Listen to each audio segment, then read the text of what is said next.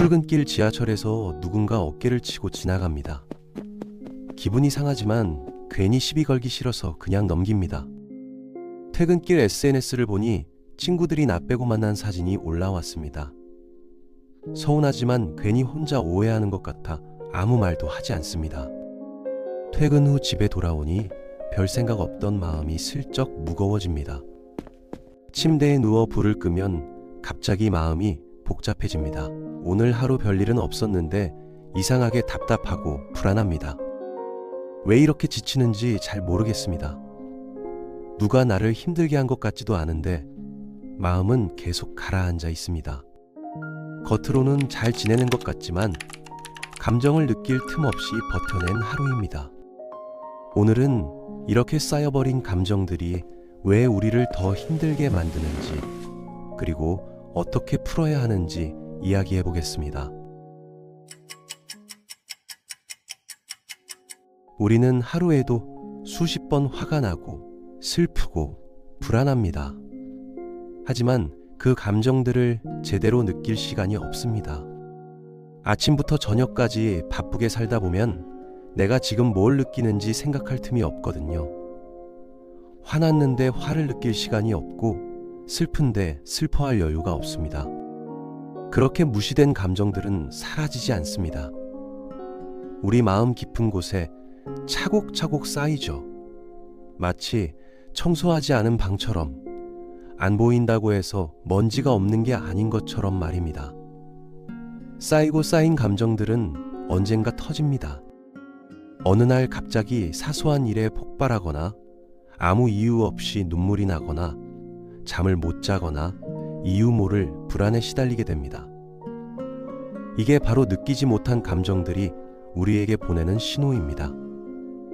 나 좀 봐달라고, 나를 좀 인정해달라고 소리치는 거죠. 실제로 많은 심리학자들이 말합니다. 우울증, 불안장애, 공황장애 같은 문제들이 대부분 제대로 처리하지 못한 감정들이 쌓여서 생긴다고요. 감정은 쓰레기와 비슷합니다. 매일 버리지 않으면 썩게 되거든요. 그럼 어떻게 해야 할까요? 방법은 의외로 간단합니다. 매일 저녁 딱 10분에서 20분만 자신에게 시간을 내주는 겁니다. 그리고 스스로에게 물어보는 거죠. 나는 오늘 무엇을 느꼈을까? 이 질문이 단순해 보이지만 엄청나게 중요합니다. 대부분의 사람들은 이 질문에 제대로 답하지 못하거든요. 오늘 뭐 했어? 라는 질문에는 답할 수 있어도 오늘 뭘 느꼈어? 라는 질문에는 답하기 어렵습니다. 우리는 행동은 기억하지만 감정은 기억하지 못하니까요. 그래서 매일 밤 조용한 시간을 가져야 합니다. 침대에 누워서 불을 끄고 눈을 감고 천천히 오늘 하루를 되돌아보는 겁니다. 서두를 필요 없습니다. 천천히, 아주 천천히 오늘 있었던 일들을 떠올려 보세요. 아침에 일어났을 때 기분이 어땠나요? 출근길에 무슨 생각을 했나요? 회사에서 누구와 이야기했고 그때 어떤 느낌이었나요? 이렇게 하나하나 떠올리다 보면 놓쳤던 감정들이 보이기 시작합니다. 아, 그때 내가 화났었구나. 그때 서운했구나. 그때 외로웠구나. 이렇게 하나씩 발견하게 되는 거죠. 특히 주의 깊게 봐야 할 순간들이 있습니다. 누군가와 대화하다가 묘하게 기분이 안 좋아진 순간 있잖아요. 그 순간을 다시 떠올려 보세요. 상대방이 정확히 뭐라고 했나요? 그 말이 왜 당신을 불편하게 만들었을까요? 혹은 혼자 있을 때 갑자기 한숨이 나왔던 순간 있죠? 그때 무슨 생각을 하고 있었나요? 이런 작은 순간들이 사실은 엄청나게 중요한 단서입니다. 또 중요한 게 있습니다. 우리 몸을 살펴보는 겁니다. 마음에서 느끼지 못한 감정들은 몸으로 갑니다. 그래서 어깨가 뻐근하고 속이 더부룩하고 머리가 아프고 잠이 안 오는 거죠. 침대에 누워서 머리부터 발끝까지 천천히 살펴보세요. 지금 내 머리는 어떤가요? 무겁나요? 아픈가요? 목은요? 뻐근한가요? 어깨는 어떤가요? 잔뜩 긴장되어 있지 않나요? 가슴은요? 답답하거나 두근거리진 않나요? 배는요? 속이 불편하진 않나요? 이렇게 몸을 스캔하다 보면 몸이 말을 걸어옵니다. 물론 진짜로 말하는 건 아니지만 신호를 보내는 거죠. 어깨가 뻐근하다면 그건 긴장하고 있다는 신호입니다. 뭔가를 계속 참고 견디고 있다는 뜻이죠. 속이 더부룩하다면 소화하지 못한 감정이 있다는 겁니다. 받아들이기 힘든 일이 있었다는 거죠. 가슴이 답답하다면 표현하지 못한 말들이 쌓여 있는 겁니다. 하고 싶었던 말, 해야 했던 말들 말입니다. 이렇게 몸의 신호를 읽다 보면 마음의 감정도 보입니다. 몸과 마음은 연결되어 있으니까요. 몸이 아픈 건 마음이 아프다는 뜻입니다. 마음을 치유하면 몸도 편해지죠. 그런데 여기서 제일 중요한 게 있습니다. 감정을 발견했을 때 절대로 판단하지 말아야 합니다. 아, 내가 화를 냈구나 하고 발견했다면 거기서 끝내야 합니다.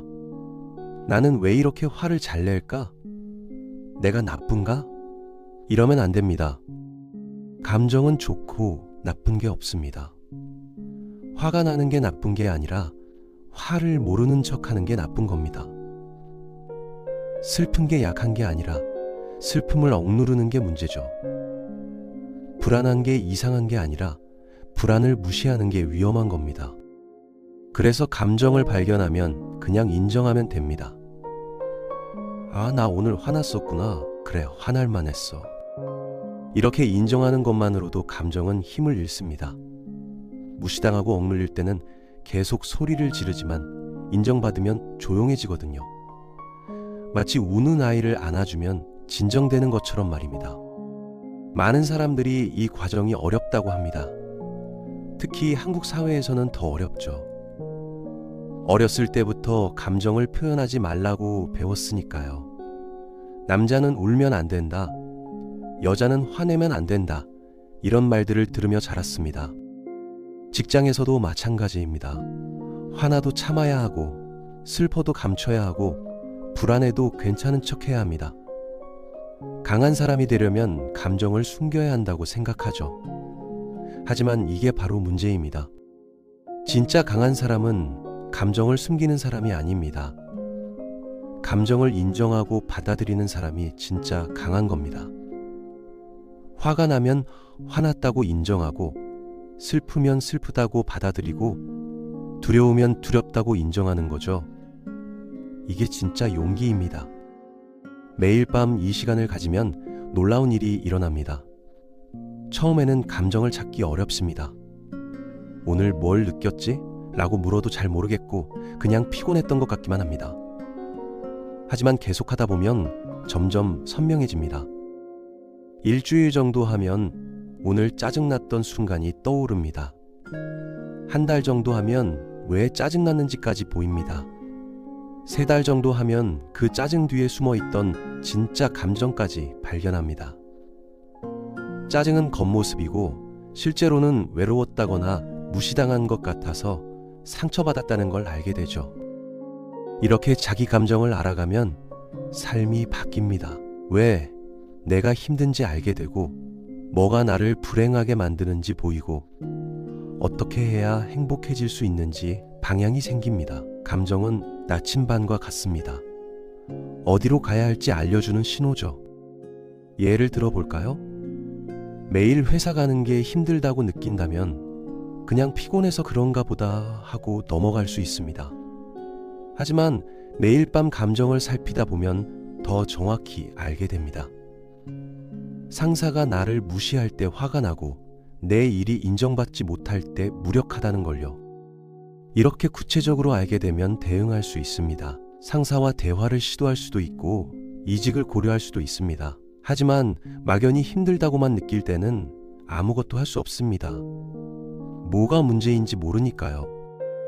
연인과 자꾸 다투는데 왜 싸우는지 모르겠다면 매일 밤 자신의 감정을 살펴보세요.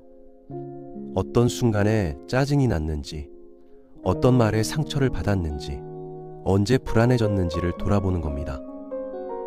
그러다 보면 갈등의 이유가 보이기 시작합니다. 어쩌면 당신은 사랑받고 있다는 확신이 필요한데 연인은 그걸 말이나 행동으로 잘 표현하지 않는 사람일 수도 있습니다. 어쩌면 당신은 대화를 통해 가까워지고 싶은데 연인은 혼자 정리하는 시간이 더 필요한 유형일 수도 있습니다. 이걸 알게 되면 싸움의 방식이 달라집니다. 왜 그렇게 했냐고 따지는 대신 이럴 때 나는 이렇게 느낀다고 말할 수 있게 됩니다. 부모님과의 관계도 마찬가지입니다. 부모님의 말 한마디에 유독 예민해지거나 짜증이 날 때가 있다면 그 순간 왜 그렇게 화가 나는지 자신의 감정을 살펴볼 필요가 있습니다. 정말 부모님의 말이 문제였을까요? 아니면 인정받고 싶었던 마음이 건드려졌던 걸까요? 혹은 이해받지 못한다는 느낌이 쌓여 있었던 걸까요? 이렇게 자신을 들여다보면 부모님에게 느끼는 분노 뒤에 서운함이나 외로움이 숨어 있는 경우가 많습니다. 그 감정을 알게 되면 괜히 나를 세우기보다 거리를 조절하거나 기대를 낮추거나 필요한 선을 그을 수 있게 됩니다. 부모님을 바꾸려고 하는 게 아니라 나를 바꾸려고 하게 되죠. 이게 바로 감정을 아는 것의 힘입니다. 또 하나 중요한 게 있습니다. 나쁜 감정만 살피지 말고 좋은 감정도 살펴야 합니다. 오늘 기뻤던 순간은 언제였나요? 편안했던 순간은요? 누구와 있을 때 행복했나요? 이런 것들도 기록하고 기억해야 합니다. 우리는 나쁜 일은 잘 기억하는데 좋은 일은 잊어버리거든요. 하지만 좋은 감정을 기억하는 것도 똑같이 중요합니다. 그게 우리에게 힘을 주니까요. 아침 햇살이 예뻤던 것, 커피가 맛있었던 것, 동료가 웃어준 것, 아이가 안겨준 것. 이런 작은 순간들이 실은 우리를 행복하게 만드는 것들입니다. 하지만 우리는 이런 걸 당연하게 여기고 넘어가죠. 의식적으로 기억하지 않으면 금방 잊혀버립니다. 그래서 매일 밤 좋았던 순간도 떠올려 보세요. 오늘 하루에도 분명 좋은 순간이 있었을 겁니다. 아무리 힘든 하루라도 단 한 가지 좋은 일은 있었을 거예요. 그걸 찾아서 기억하는 겁니다.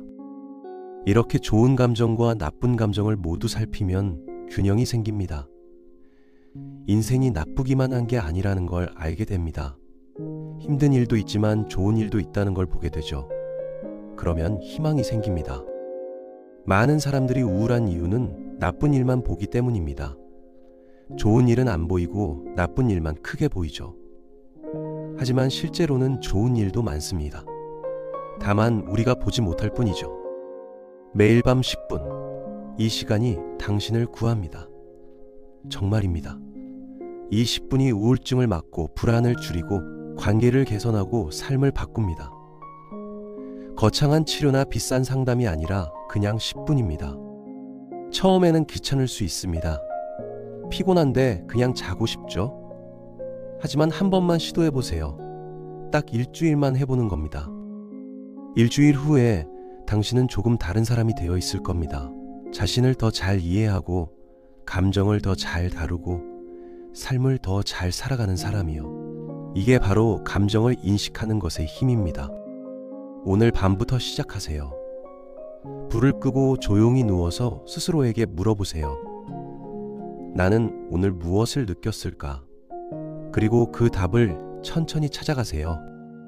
판단하지 말고 비난하지 말고 그냥 인정하세요. 화났으면 화났다고, 슬펐으면 슬펐다고, 불안했으면 불안했다고 말입니다.